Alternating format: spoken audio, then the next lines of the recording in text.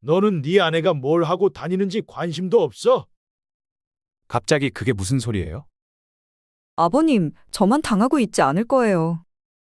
또 협박하게? 내가 이미 아들한테는 다 말했다. 당신 알고 있었어? 당신은 그걸 가지고 우리 부모님을 협박했어? 그게 아니라 지난 태풍 때 엄마한테 한 행동은 제가 잘못했어요. 그땐 제가 아직 충격에서 벗어나지 못하고 있었어요. 엄마 아빠도 저한테 속인 건 맞잖아요. 그렇다고 엄마를 사지로 몰아. 우린 너를 한 번도 자식이 아니라고 생각하고 산 적 없다. 그건 네가 제일 잘 알 거 아니야? 아버지 말씀이 맞아요.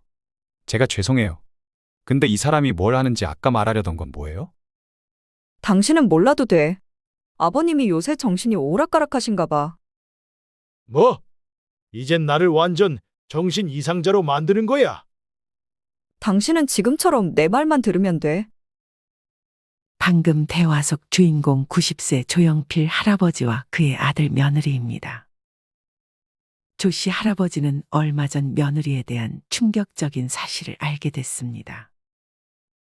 조 씨는 아들을 생각해 입을 꾹 다물고 있었지만 그대로 놔뒀다가는 아들에게까지 문제가 생길 것 같아 아들 집으로 찾아온 상태였습니다. 역시나 며느리는 자기 집에 온 조 씨를 반기지 않았습니다. 사실 이에 앞서 며느리도 마찬가지로 조 씨 가족의 비밀을 알고 조 씨와 아내에게까지 협박하고 있었습니다. 이렇게 끌려가면 안 되겠다 싶어 조 씨 할아버지는 아들에게 며칠 전 오랜 시간 비밀로 지켜왔던 사실을 아들에게 털어놓았습니다. 이제 며느리에게 협박당할 일이 없어진 조 씨는 도리어 며느리에 대해 알아낸 사실을 아들에게 밝히려 하고 있습니다. 과연 그간 조 씨 할아버지와 아들 며느리 사이에는 어떤 일들이 있었을까요? 지금부터 그 이야기를 들려드리겠습니다. 조 씨 할아버지는 어린 시절 평범한 집안의 둘째 아들로 태어났습니다. 하지만 조 씨가 아주 어릴 때부터 조 씨의 어머니는 특정 시간만 되면 어딘가로 향했고 집에 돌아와서는 이상한 혼잣말을 자주 했습니다. 이미 조 씨의 할아버지 할머니는 그런 조 씨의 어머니를 말리지 못하는 듯 했습니다. 나중에 커가면서 조 씨는 자신의 어머니가 이상한 종교 같은 것에 빠져버렸다는 사실을 알게 됐습니다. 지금으로 따지면 사이비 종교에 해당하는 것이 이때도 있는 듯 했습니다. 어딜 자꾸 나가는 거야? 금방 올게요. 조 씨의 어머니는 어느 순간부터는 저녁 시간을 아예 비우고 집에 있어도 자식들에게 밥을 아예 차려주지 않기도 했습니다. 아무리 달래고 해봐도 이미 무언가에 빠져버린 사람을 바꿔놓는 것은 불가능에 가까운 듯 싶었습니다. 어느 날 조 씨의 어머니는 조 씨의 할아버지가 숨겨놓은 목돈을 어떻게 발견했는지 그것을 들고 나가 빈손으로 돌아왔습니다. 조 씨의 할아버지는 죽음 끝에 조 씨의 어머니가 그랬다는 사실을 알게 됐고 조 씨의 어머니는 좋은데 돈을 썼다며 전혀 반성하는 기미를 보이지 않았습니다. 조 씨의 할아버지는 그런 조 씨의 어머니를 내쫓으려고 했지만 조 씨의 아버지가 한 번만 봐달라고 빌면서 조 씨의 어머니에게 한 번 더 기회를 줬습니다. 하지만 이후 조 씨의 어머니는 어느 날 자식들을 버리고 아예 집을 나갔습니다. 조 씨의 할아버지 할머니는 오히려 잘 됐다고 생각했습니다. 이때부터 조 씨의 아버지가 어머니의 역할까지 자처하면서 조 씨를 비롯한 자식들을 돌봤습니다. 시간이 흐를수록 조 씨의 아버지는 아픈 부모님까지 모시면서 혼자서 가정을 이끌어갔습니다. 조 씨도 어느덧 성인이 되었고 집에 있으면 별로 좋은 기억이 있지는 않아 먼 타지로 일을 하러 떠났습니다. 그곳에서 열심히 자리를 잡으려 노력하다 아내를 만나 결혼을 했습니다. 조 씨는 얼른 자식을 낳고 싶어 아내와 아이를 계획했지만 어쩐 이유에서인지 임신이 잘 되지 않았습니다. 혹시나 싶어 검사를 해봤는데 아내가 불임 판정을 받았습니다. 조 씨는 그럼에도 아이 가지는 것을 포기하고 싶지 않았습니다. 우리 아이를 입양하는 건 어때? 조 씨는 아내에게 입양을 제안했습니다. 아내도 그런 조 씨의 제안에 동의했습니다. 그렇게 조 씨는 태어난 지 오래 지나지 않은 남자아이를 입양했습니다. 어차피 아직 무언가를 기억할 나이가 아니라 조 씨와 아내는 아이를 정말 자기 자식처럼 키우려고 했고, 나중에 어디 가서도 아들이 입양하라는 사실은 말하지 않을 생각이었습니다. 아이가 엄마 아빠를 별로 안 닮은 것 같은데. 조 씨는 키가 작고 별로 잘난 외모는 아니었지만 아들은 중학교에 올라가면서 벌써 170이 넘었고 얼굴도 점점 잘생겨졌습니다. 조 씨와 아내는 굳이 친척과 지인들에게도 입양했다는 사실을 말하지 않고 있었습니다. 그렇게 평온한 시간이 흘러 어느덧 아들은 취직을 하고 결혼 준비를 하고 있었습니다. 아들은 공부를 잘해 대기업에 취직을 했습니다. 조 씨도 그런 아들을 아주 자랑스러워하고 있었습니다. 예비 며느리는 무슨 일해? 조 씨는 약혼 소식을 전한 아들에게 예비 며느리에 대해 물었습니다. 약사예요. 작년에 시험 합격했어요. 그래? 돈도 잘 벌겠네. 나중에 자기 약국 차리면 그때 더 많이 벌지 않을까요? 조 씨는 내심 예비 사돈 쪽에서 지나치게 우쭐대지는 않을지 하는 걱정도 들었습니다. 그렇게 상견례 날짜가 다가왔습니다. 아니나 다를까 자식들에 대한 얘기를 하다가 예비 사돈들은 자식 자랑을 하기 시작했습니다. 저희 딸이 그 어렵다는 약사 시험에 합격했지 뭐예요? 뒷바라지 하는 게 사실 쉽지는 않았거든요. 집에서 공부를 하는데 어찌나 예민하던지. 예비 며느리는 그런 엄마에게 눈치를 줬습니다. 물론 대기업 다니는 사위도 대단하지만 약사만 하겠어요? 대기업은 정년 보장도 잘 안 되지 않나요? 예비 사돈은 은근 사위를 낮추면서 자기 딸을 높이는 화법을 구사했습니다. 대기업도 아무나 못 들어가죠. 복지도 좋고요. 아무리 그래도 혼자 나가서는 아무것도 못하잖아요. 저희 딸은 마음만 먹으면 혼자 나가서 약국 하나 차려도 돈 잘 벌 텐데. 조 씨는 그런 사돈의 말에 대꾸를 하지 않고 물을 마셨습니다. 그건 그렇고 아드님이랑 아버님이랑 하나도 안 닮으신 것 같아요. 누가 보면 어디서 주워오신 줄 알겠어요. 밥을 먹으면서 술도 한 잔씩 했는데 술이 들어가더니 예비 사돈은 말을 점점 더 거침없이 하기 시작했습니다. 엄마, 무슨 그런 쓸데없는 말을? 저희 아들이 저랑은 달리 좀 잘생겼죠? 예비 사돈은 그런 조 씨의 말을 딱히 부정하지는 않았습니다. 교회를 다니신다고요? 네. 그래서 저희는 제사랑 차례를 안 지내요. 요새는 그런 거 다 안 하는 추세인데 사돈들은 어떻게 생각하세요? 그런 것 때문에 다투는 집안도 많다 하더라고요. 아예 없애버리면 그런 걸로 다투는 일도 없을 텐데. 저희는 그냥 저희 살아있을 때까지만 지낼 생각입니다. 그럼 저희 딸한테도 도와달라고 할 생각이신가요? 솔직히 말씀드려서 저희 딸을 제사하는 데까지 보내고 싶지는 않아서요. 이해해 주실 거죠? 아예 참석도 안 시키겠다는 말씀이신가요? 저희도 사위 보고 교회 오라고 할 생각은 아직 없어서요. 이런 건 초반에 확실히 정해놔야 아이들도 다투지 않더라고요. 조 씨는 대놓고 선을 긋는 예비 사돈이 별로 마음에 들지는 않았지만 오히려 솔직하고 깔끔해서 좋다고 생각하기도 했습니다. 물론 조 씨의 아내는 어느 순간 표정이 굳어 아무 말 하지 않고 있었습니다. 한 명당 6만 원 하는 한식 코스 요리 전문점에 왔지만 조 씨와 아내는 밥을 잘 먹지 못했습니다. 예비 사돈은 아주 편한 듯 쩝쩝거리며 밥을 잘 먹었습니다. 예비 며느리는 이날 상견례 복장치고는 너무 딱 붙는 옷을 입고 왔습니다. 조 씨는 예비 며느리를 쳐다보기가 조금 민망할 정도였습니다. 그걸 의식한 듯 사돈이 한마디 거들었습니다.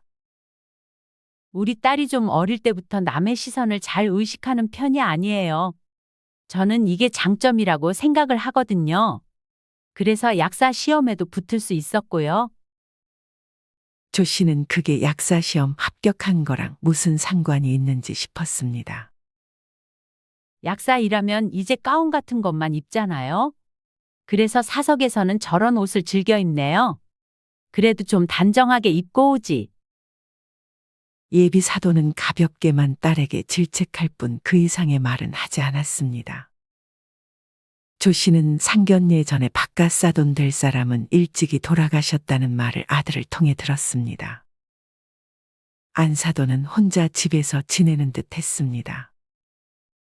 그렇게 편하지 않았던 상견례 자리가 끝나고 조 씨는 집으로 돌아갔습니다. 밥 먹고 얘기만 나눴을 뿐인데 진이 다 빠질 지경이었습니다. 이 결혼 시켜도 되는 거겠죠? 조 씨의 아내는 예감이 좋지 않다는 말을 조 씨에게 건넸습니다. 부정타게 왜 그런 말을 해? 알아서 잘 살겠지. 우리는 그냥 관심 가질 생각하지 말고 우리 삶에 집중하면 돼. 이후 시간이 빠르게 흘러 아들과 며느리는 결혼식을 올리고 정식 부부가 됐습니다. 그리고 얼마 안가 아들이 결혼하고 첫 명절을 맞이했습니다. 며느리는 이날 몸매가 다 드러나는 민망한 레깅스를 입고 조 씨의 집에 방문했습니다. 아무리 젊고 남의 눈치를 보지 않는다고 해도 시부모 집에 오는데 저런 옷차림은 조금 아니지 않나 하고 조 씨는 생각했습니다.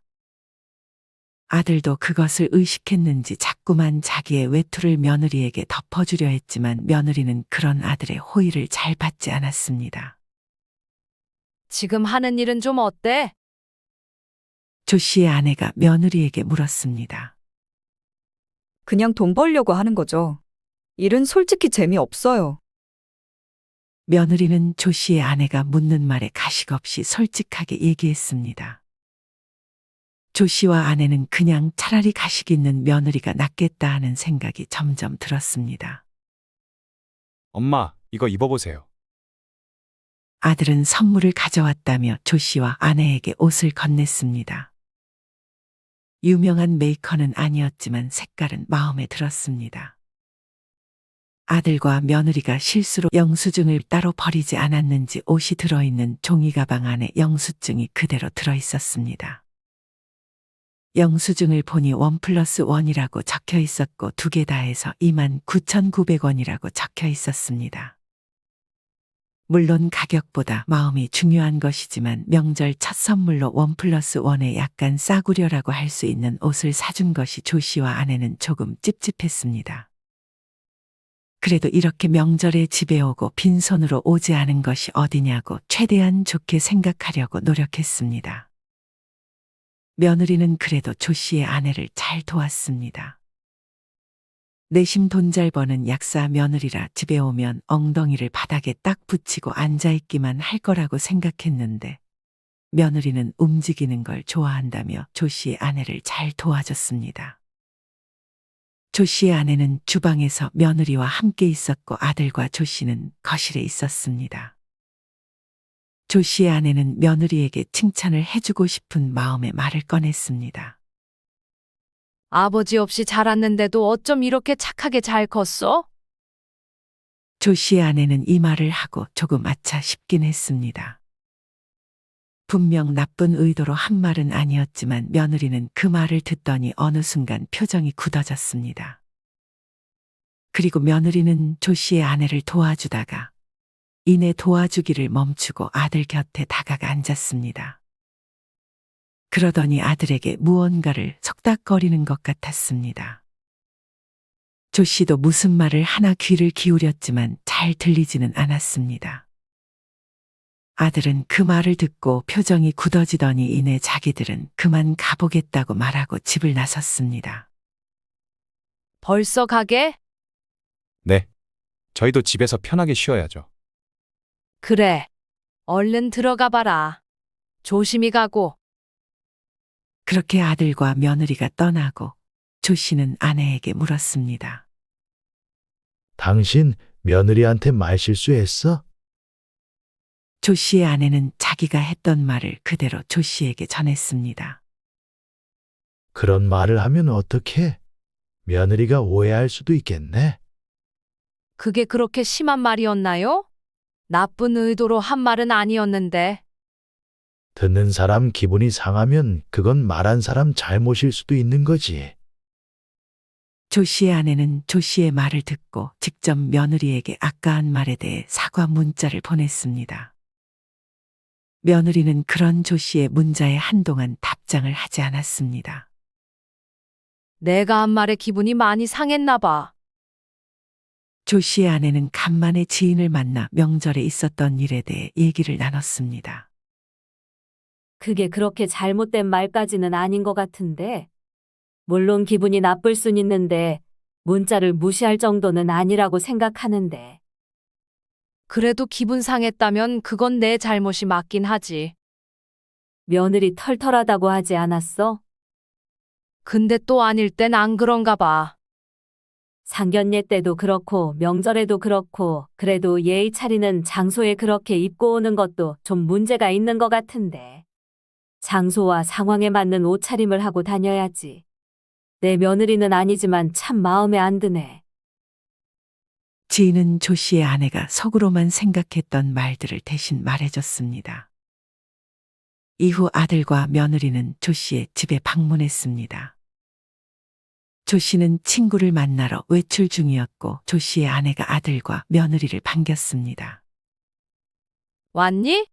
살림은 그냥 새 거 사지 그랬어. 엄마 집에 남는 거 많잖아요. 돈 잘 벌어도 쓸데없는 거에 돈 많이 쓰는 건 안 좋으니까. 조 씨의 아내는 아들의 말에 동의했습니다. 며느리도 누군가 쓰던 걸 쓰는 것에 별 거부감은 없는 듯 보였습니다.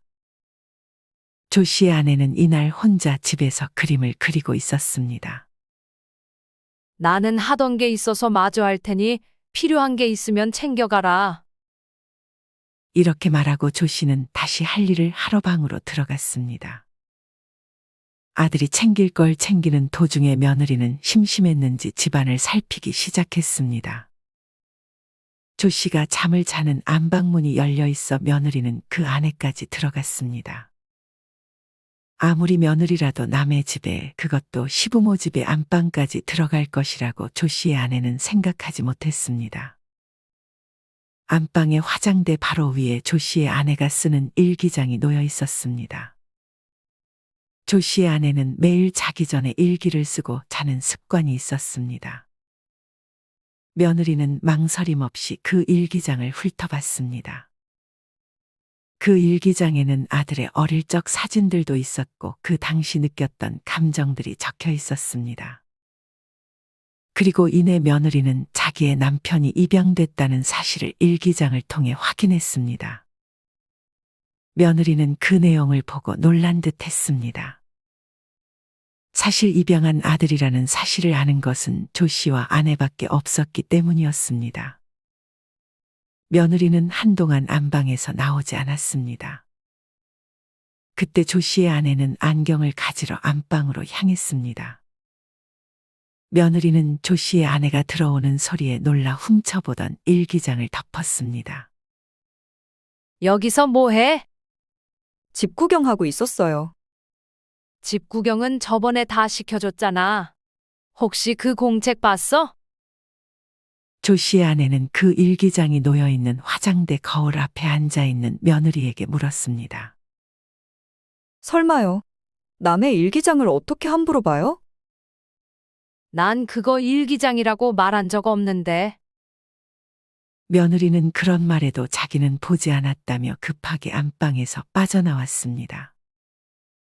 그러고는 조 씨의 아내가 자기에게 무언가 말을 걸지 못하도록 남편 옆에 찰싹 붙어 있었습니다. 아무래도 며느리가 내 일기장을 본 것 같아요. 남의 일기장을 함부로 훔쳐봤단 말이야. 그게 중요한 게 아니라 아들이 입양된 사실을 말해버리면 어떡하죠? 설령 아들이 알게 된다고 해도 우리가 아들한테 못한 것도 아니고 다 이해해 줄 거야. 너무 걱정하지 마. 하지만 며칠 후 며느리는 이번에 혼자 조 씨의 집을 찾아왔습니다. 집에는 조 씨와 아내가 같이 있었습니다. 왜 혼자 왔어? 조 씨의 아내가 며느리에게 물었습니다. 아들이 친아들이 아니죠? 며느리는 바로 본론을 꺼냈습니다. 제가 혹시나 해서 어머님이랑 남편 유전자 검사까지 했으니까 발뺌할 생각은 하지 마세요. 어떻게 결혼 전에 그런 걸 숨기실 수가 있어요? 이게 사기 결혼에 해당될 수도 있다는 사실 모르셨어요? 훈계하듯 하는 며느리의 말에 조 씨와 아내는 아무 말도 하지 못하고 있었습니다. 아들한테 이미 말했니? 조 씨의 아내는 아들이 알까봐 두려웠습니다. 아직 말은 안 했어요. 근데 뭐, 어머님, 아버님 하는 거에 따라서 말을 할 수도 있고 안 할 수도 있죠. 조 씨와 아내는 며느리의 이 말이 무슨 의도로 하는 말인가 생각했습니다. 하지만 이내 며느리의 표정을 보니 알 수 있었습니다. 며느리는 이 사실을 약점으로 잡고 협박을 하려는 것이 분명했습니다. 뭐 원하는 거 있니? 조 씨가 며느리에게 물었습니다. 아버님은 역시 똑똑하시네요. 저 약국 개원하려는데 자금이 좀 부족해서요. 어머님, 아버님이 도와주실 거죠? 약국 개원이라고 말했지만 결국 돈을 내놓으라는 말이었습니다. 사돈이 해주기로 한 거 아니었어? 얼마가 필요한데? 조 씨의 아내가 조심스럽게 물었습니다. 일단 큰 거 한 장 정도면 될 것 같아요. 1,000만 원? 농담하세요? 1,000만 원으로 약국 개원을 어떻게 해요? 1억을 달라는 거야? 왜요? 그 정도는 능력 되시잖아요. 우리가 수입이 많지 않은 건 너도 알잖아. 그러게 왜 거짓말을 하셨어요? 며느리는 다음 달까지 그 돈을 준비하라고 말하고 조 씨의 집을 떠났습니다. 조 씨와 아내는 한동안 아무 말도 할 수 없었습니다. 이제 어쩌죠? 조 씨의 아내가 조 씨에게 물었습니다. 조 씨는 하루만 생각할 시간을 달라 했습니다. 조 씨는 그날 잠도 청하지 않고 고민했습니다. 그렇게 조 씨는 일요일이라 시내를 걸으며 생각에 잠겨 있었습니다. 그러던 중 며느리처럼 보이는 사람이 급하게 어딘가로 들어가는 것을 확인했습니다. 며느리가 들어간 장소는 교회처럼 보이는 듯 했습니다.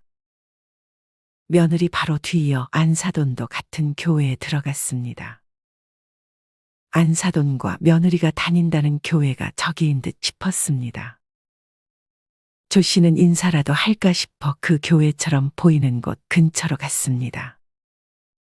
뭔가 느낌이 음산했습니다.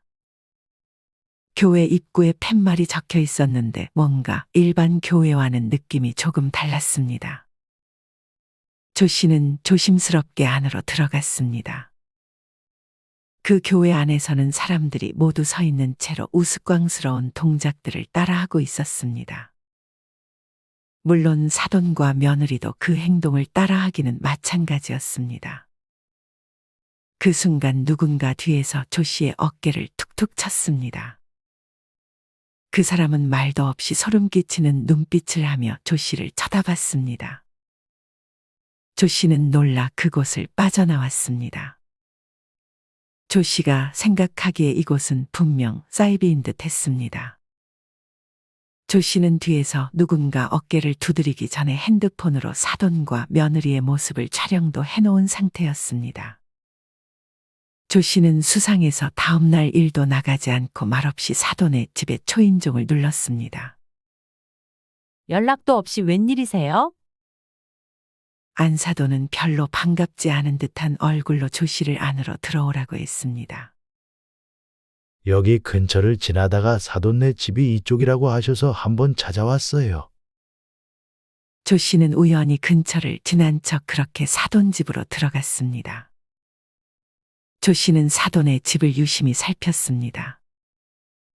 거실에 액자 하나가 크게 걸려 있었는데 웬 익숙한 얼굴을 한 부부와 사돈이 함께 찍은 사진이었습니다.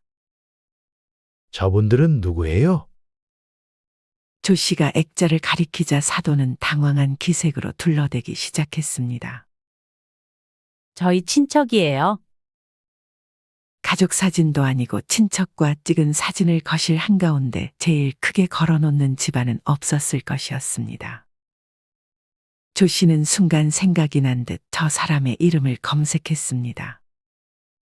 알고 보니 얼굴이 많이 알려진 사이비 종교의 교주였습니다. 조 씨는 출출하다며 밥을 좀 먹을 수 있겠냐고 물었습니다. 안사도는 마침 자기도 밥을 먹으려 했다며 같이 밥을 먹었습니다. 사도는 밥 먹기 전에 기도를 해야 한다며 같이 기도를 할 것을 조 씨에게 요구했습니다. 사도는 안경을 낀 채 있었는데 기도를 할 때가 되자 안경을 벗고 기도를 하기 시작했습니다. 조 씨는 다시 한번 사돈네가 완전히 사이비 종교에 빠진 집안이라는 사실을 알았습니다. 그 사실을 알고 조 씨는 갑자기 일이 생겼다며 그 집을 빠져나왔습니다.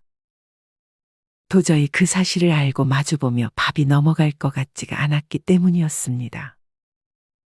조 씨는 이 사실을 아내에게 알렸습니다. 그리고 아들에게 알릴지를 고민하고 있었습니다. 그 전에 조 씨는 더 이상 며느리에게 휘둘리고 싶지 않아 아들에게 친아들이 아니라는 사실을 먼저 고백하고자 아들을 집으로 불렀습니다. 꼭 해야 할 말이 뭐예요? 아들은 오늘 일이 좀 힘들었는지 지친 표정으로 조 씨에게 물었습니다. 조 씨는 아들의 말을 듣고 2분 동안 차를 마시기만 하다가 이내 말을 꺼냈습니다. 사실은 조 씨와 아내는 아들에게 친아들이 아니라는 사실을 밝혔습니다. 어떻게 그 사실을 이제껏 저한테 숨길 수가 있어요? 조 씨는 땅만 쳐다보다 아들의 눈을 쳐다봤습니다. 아들은 많이 혼란스러워하는 것 같았습니다. 조 씨와 아내는 그냥 친아들처럼 사랑을 주면 굳이 이 사실을 밝힐 필요가 없다고 생각했지만 지금은 그렇게 한 것을 후회하고 있었습니다. 차라리 그냥 어릴 때부터 말을 해주는 편이 나았다고 생각했습니다. 그렇다고 해서 아빠, 엄마가 너를 친아들이 아니라고 생각하고 키운 적 한 번도 없다. 그건 너도 알잖아. 하지만 아들은 그렇게 혼란스러운 마음으로 집으로 돌아갔습니다. 조 씨와 아내는 그런 아들을 붙잡아둘 수 없었습니다. 그래도 계속 며느리에게 협박당하는 것보다 이렇게 사실을 밝히니 오히려 마음은 편했습니다. 이후에 아들은 그 사실을 조금씩 받아들이는 듯 했습니다. 조 씨와 아내는 그런 아들을 기다려줬습니다. 이후 태풍이 몰아치던 어느 날이었습니다. 조 씨의 아내는 매일 아들 집 근처의 한의원을 찾았는데 그날도 어김없이 한의원에서 침을 맞고 집으로 돌아가려 하고 있었습니다. 그날은 최대한 빨리 침을 맞고 집에 가려고 했는데 병원에서 나왔을 때 이미 태풍이 심하게 몰아치고 있었습니다. 차가 움직이거나 할 정도로 바람이 불지는 않았지만 일부 나뭇가지들이 바람에 날아가고 있어 조금은 위험한 상황이었습니다. 밖에는 차도 거의 다니지 않고 있었습니다. 조 씨의 아내는 조 씨에게 연락했지만 지금 나가면 위험하니 빨리 아들 집으로 가 있으라고 조 씨는 아내에게 말했습니다. 조 씨의 아내는 하는 수 없이 근처 아들 집으로 향했습니다.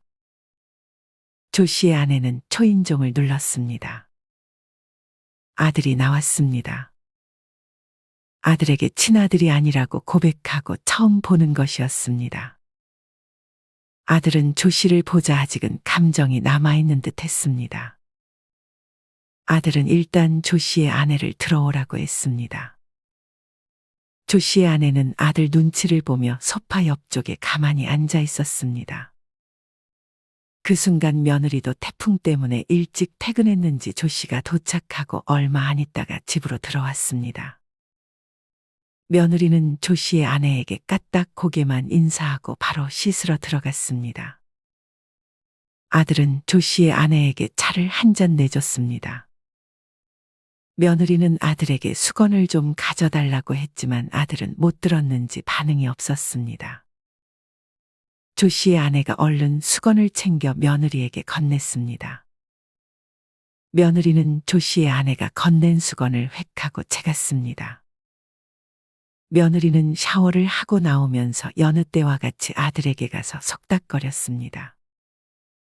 아마 아들이 없었다면 또 한 번 협박하며 그냥 나가라고 했을 테지만 아내 아들이 있어 그렇게 하지는 못하는 듯 싶었습니다. 조 씨의 아내는 가만히 TV를 보고 있었는데 며느리는 이내 소파에 앉더니 자기가 보고 싶은 채널로 돌려버렸습니다. 며느리는 거의 조 씨의 아내를 투명인간 취급하는 듯 했습니다. 아들은 주방에서 밥을 차리는 듯 했습니다. 조 씨는 괜히 밥까지 얻어먹기는 불편해 나가려고 했지만 아직 밖으로 나갈 날씨는 아니었습니다. 아들은 언제 요리를 배웠는지 이내 맛있는 냄새가 진동했습니다. 조 씨의 아내는 뭐 도와줄 거 없냐고 물었습니다. 조 씨의 아내는 당연히 아들과 며느리가 같이 밥을 먹자고 할 줄 알았는데 며느리는 당당하게 밥을 2개만 펐습니다. 저희 밥 먹을 건데 이만 들어가 보세요. 아들은 조 씨의 아내에게 있을 만큼 있지 않았냐며 그만 나가보라고 했습니다. 아직 바람이 휘몰아치고 있었는데 아들은 표정 하나 변하지 않고 말했습니다. 그리고 며느리가 화장실에 들어간 사이 자기 아내가 밥 먹을 때 어색한 사람이랑 먹으면 체한다면서 조 씨의 아내에게 얼른 나가보라는 뜻을 전했습니다. 조 씨의 아내는 그런 아들에게 배신감을 느끼며 밖으로 나갔습니다.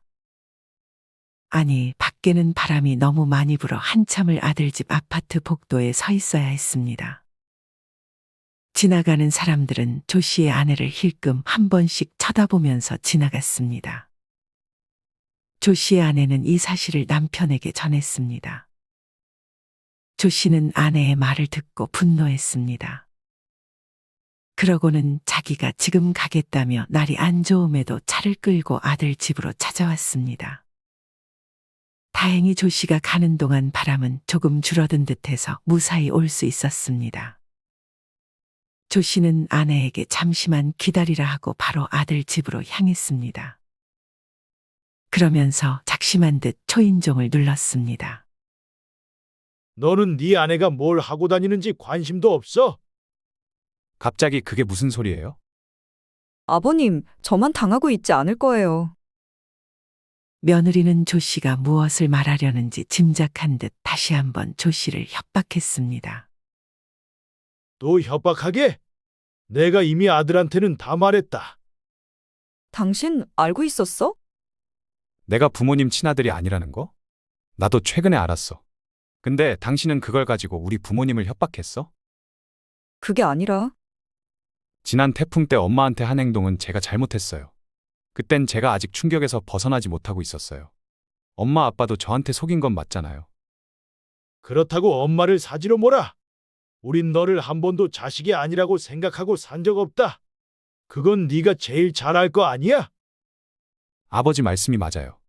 제가 죄송해요. 근데 이 사람이 뭐라는지 아까 말하려던 건 뭐예요? 당신은 몰라도 돼. 아버님이 요새 정신이 오락가락하신가 봐. 뭐?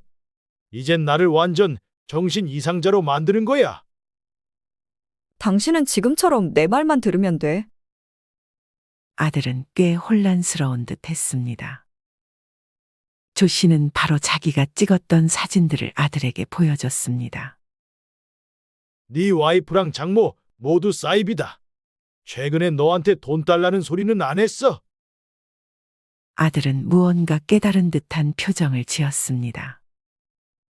안 그래도 이 사람 저한테 자꾸만 종교를 강요했어요. 가기 싫다고 해도 끈질기게 저를 설득하고 아버지 말대로 돈을 자꾸 달라 하더라고요. 그건 내가 약국 개원 때문이라고 했잖아. 우리한텐 너가 아들이 아니라는 거 밝히기 싫으면 1억을 달라고 하더라. 아들은 생각할 시간이 필요하다며 집을 빠져나갔습니다. 조 씨와 아내도 얼른 집으로 돌아갔습니다.